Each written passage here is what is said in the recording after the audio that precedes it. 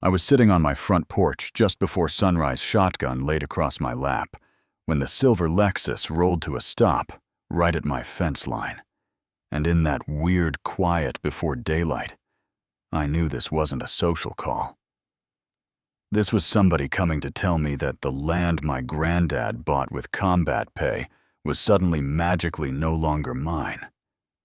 You know what I mean? And I remember thinking, all right, here we go.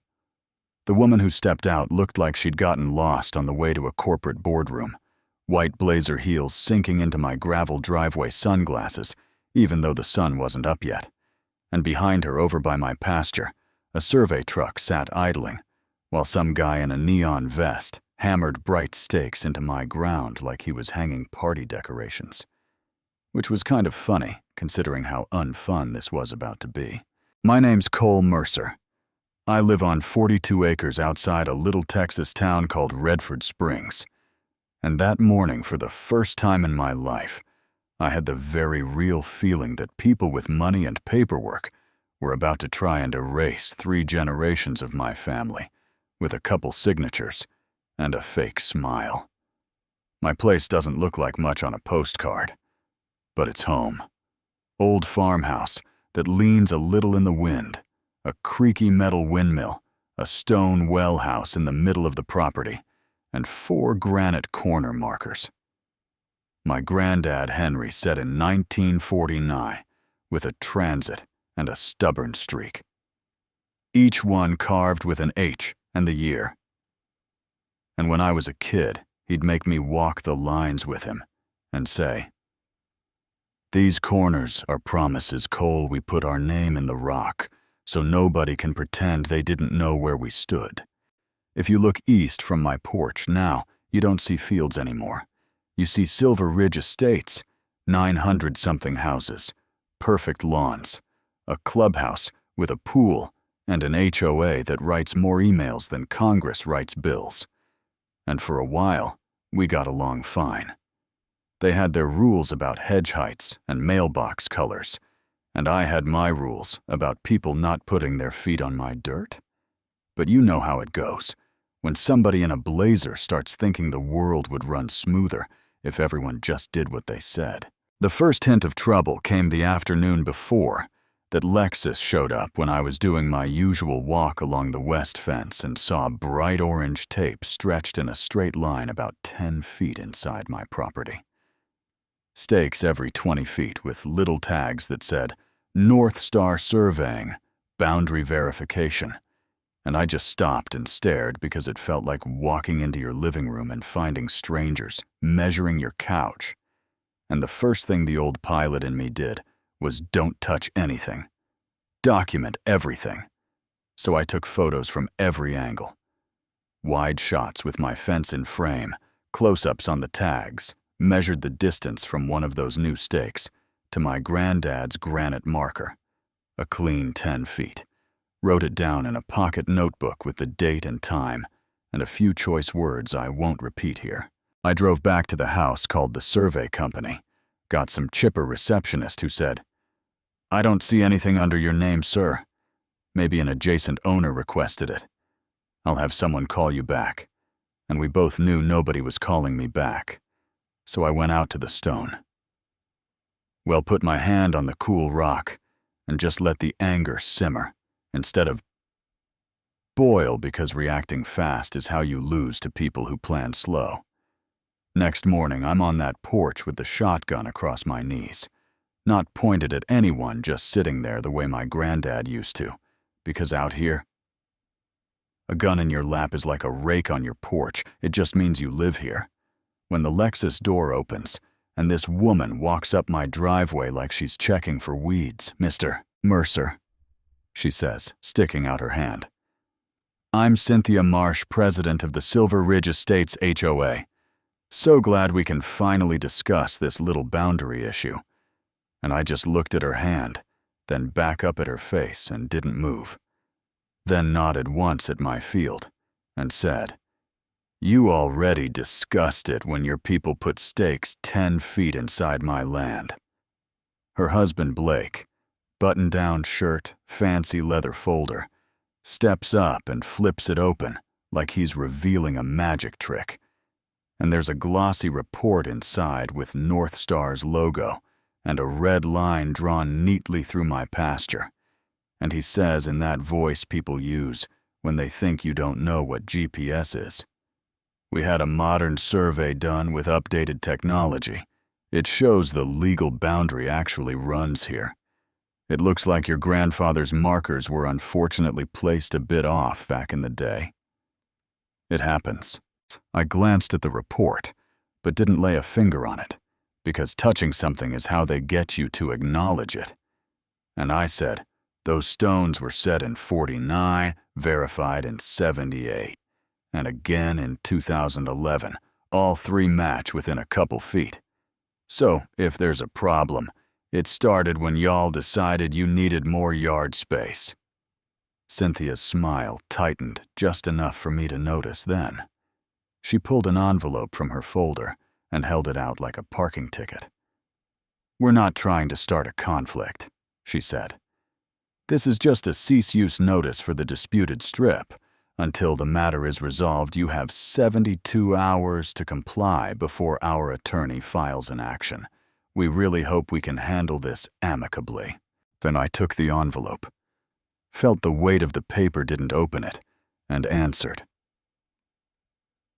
You surveyed my land without permission, put your stakes in my ground, and now you're giving me homework. If you've got a problem with my fence, you can carry it to a judge. But until then, your folks stay on your side of this line. She glanced at the shotgun, then at me and asked, Are you really bringing a firearm into this conversation, Mr. Mercer? And I just shrugged and said, Ma'am, guns were in this conversation a long time before you bought a house out here. I'm just sitting on my porch. And they left in a puff of dust and perfume. And that evening, a neighbor from Silver Ridge texted me a screenshot from their HOA page. Cynthia had posted a photo of my granite marker with a caption about correcting a dangerous boundary error, and a neighboring property owner who refuses to accept modern survey data. And the comments were full of people calling me stubborn, outdated, selfish. One guy said folks like me were what was holding the community back. And I'll be honest, I just sat at my kitchen table for a while with that screenshot next to my coffee and felt my jaw clench so tight it hurt. Because it's one thing to fight over land, it's another thing to rewrite the story. So you're the villain for not handing over what's yours. The only reason I didn't lose it completely was a dusty wooden box on a shelf in my closet, the one my wife Lauren left behind when she passed 2 years earlier. She'd been a county judge for 15 years, sharp as a tack, mean only when she had to be. And on top of that box, in her handwriting, were the words, If anyone touches the boundary, open this first. So I did hands. Actually. Shaking a little, peeled back the tape, lifted the lid, and inside were folders and plastic sleeves, all labeled with that same careful blue ink. Original deed survey, 49 survey, 78 survey, 2011 aerial photos from decades ago, with the markers clearly visible exactly where they are now. And then there was a thinner envelope with my name on it, and I could hear her voice in my head while I read. She wrote about a meeting 5 years back where someone from the Silver Ridge board tried to buy a strip of our west side for future access. How she said, "No, how this same Cynthia woman smiled and asked a little too many questions about our." Well, how Lauren told her, the water's tied to the land, in the deed, can't separate it. And how after that, she started to suspect they weren't just interested in a convenient road. Behind the letter was a hydrogeology report from the state, full of charts and numbers. But the gist was clear enough for even a guy like me. Our well sits on top of a shallow, strong aquifer. Good water, good flow, enough to supply hundreds of homes, while Silver Ridge is stuck buying expensive city water.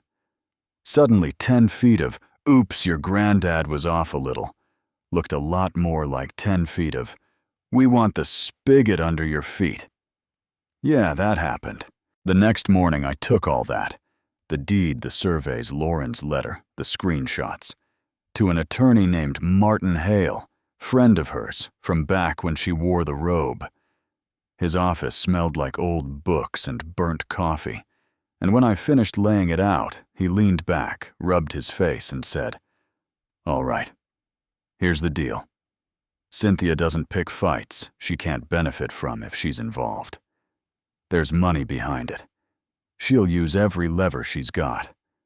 HOA rules, code enforcement tax. Folks, maybe even eminent domain, if she can sell it as public interest.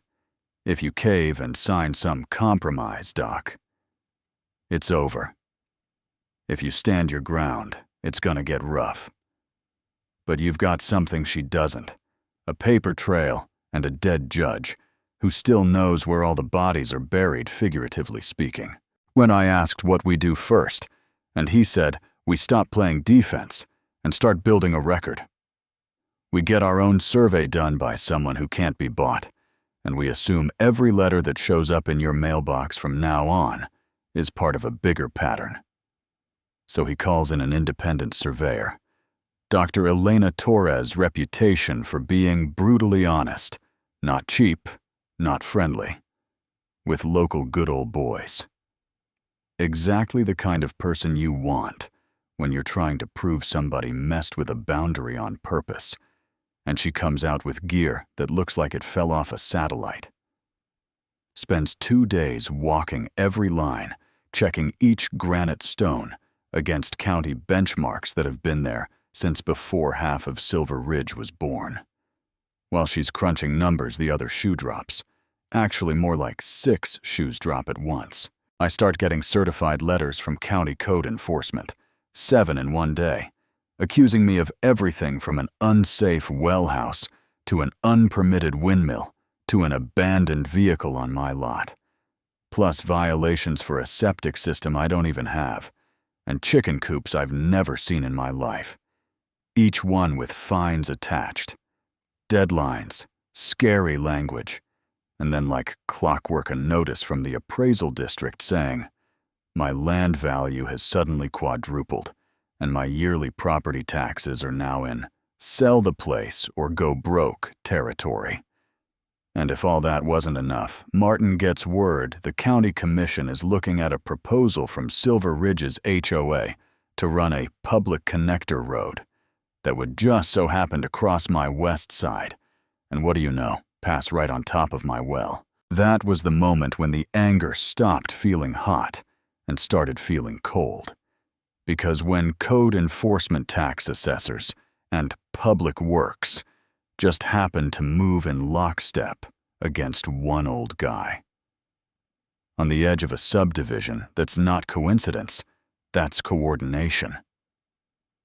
The twist came when Elena walked into Martin's office with her report. 40-something pages that boiled down to one clean truth. North Star's survey was based on a phantom point, a made-up benchmark that doesn't exist anywhere in the county system. And when you anchor it to the real points, my granddad's markers line up like a laser, while Cynthia's red line floats 10 feet over into my grass, like somebody nudged it with a mouse. "You don't get this from equipment drift," she said, tapping the diagrams. "You get it when someone wants the line moved before they've even measured it." That's when Martin looked at me and said, "We can prove the map is a lie, but if you really want this to stick, we need to catch them making the world match the lie, physically." So I baited the hook. I drove into town one afternoon and parked at the coffee shop, where half of Silver Ridge camps out with laptops, and sure enough, Blake wandered in a few minutes later and chose a table where he could casually see my phone. If he tried. So I pulled it out, dialed no one, and said a little louder than normal, "Yeah, I'll be in Dallas from the 5th through the 7th. 3 full days, yeah. House will be empty."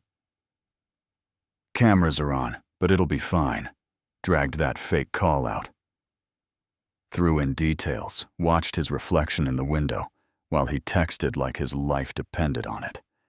And in that moment, I knew exactly how this was going to go. That night, I drove out like I said. I would made sure an SUV from Silver Ridge had plenty of time to follow me on the highway, then turned off at a truck stop. Waited, doubled back on back roads with my lights off half the way. Slipped the truck into my own barn, killed the engine, and opened my laptop. To watch live feeds from the new cameras I'd installed around each granite marker, little black eyes tucked in rocks and fence posts, plus ground sensors buried in a ring around the stones that would ping my phone if anything heavier than a rabbit got close. Little after 1:30 in the morning, my phone buzzed.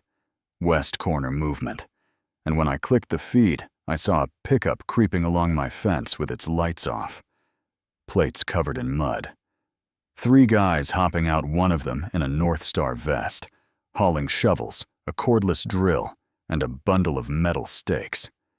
And I'll tell you, watching them walk straight to that granite stone with H49 carved into it felt like seeing somebody putting their hands on your grandfather's headstone.